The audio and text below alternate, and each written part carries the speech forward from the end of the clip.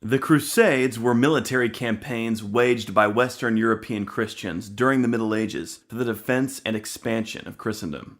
What made a crusade distinct was that warriors involved in the fighting received spiritual merit, usually a plenary indulgence granted by the Pope.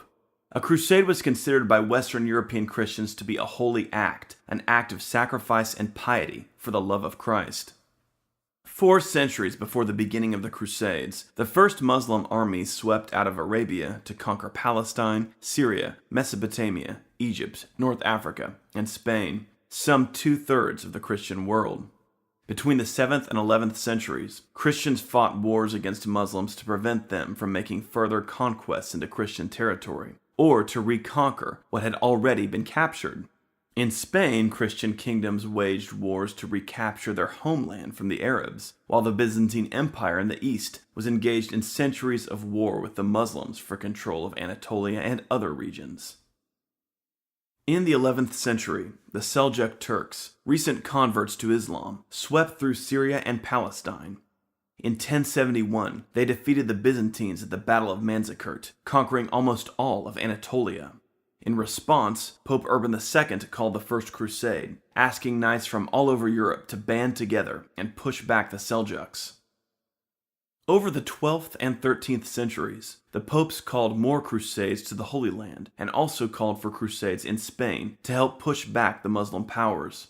Crusades against Muslims were not called with the intention of converting them to Christianity. Rather, they were called to regain control of territory that had been previously Christian but had fallen to Muslim armies. Jerusalem had been conquered by the Muslims in 637 and was considered particularly important to Western Christians since it was the site of Christ's crucifixion. Indeed, Jerusalem was revered as the holiest site in the Christian cosmos, and it was particularly important to Western Europeans that it be brought again under Christian rule.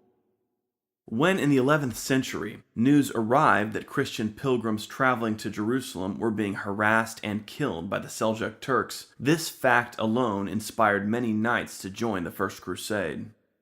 Although the Crusades were called to reclaim lands, greed was not a primary motivation. Professor Jonathan Riley Smith, the world's foremost expert on Crusades history, has proven that crusading was incredibly dangerous and expensive, and that virtually none of the knights who went could expect to gain wealth. Indeed, they often bankrupted themselves crusading. The primary motivation for crusading was spiritual, with the knights joining because they believed that they were doing God's work by fighting to protect Christian pilgrims and to reclaim holy sites like Jerusalem, and that involving themselves in a crusade would win them spiritual merit. The Crusades to the Holy Land saw many failures but also many successes. The First Crusade and the Third Crusade, for example, were both very successful, though ultimately later, at the close of the 13th century, the last Crusader holdings in Syria and Palestine would be captured by the Muslim Mamluk Empire. However, the Crusades in Spain achieved lasting victory, with the whole of Spain being ultimately recaptured by the Christians.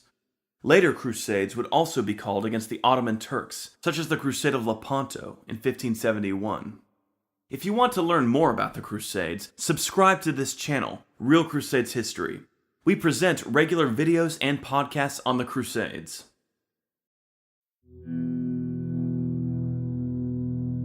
Thanks for watching. My new book, Why Does the Heathen Rage?, a novel of the Crusades set during the reign of King Baldwin II of Jerusalem, is now available in paperback and Kindle on Amazon. Please click on the link in the About box of this video to get your copy. Also, if you would like to support Real Crusades history by offering a donation, you will find a PayPal donate link in the About box of this video. Thank you.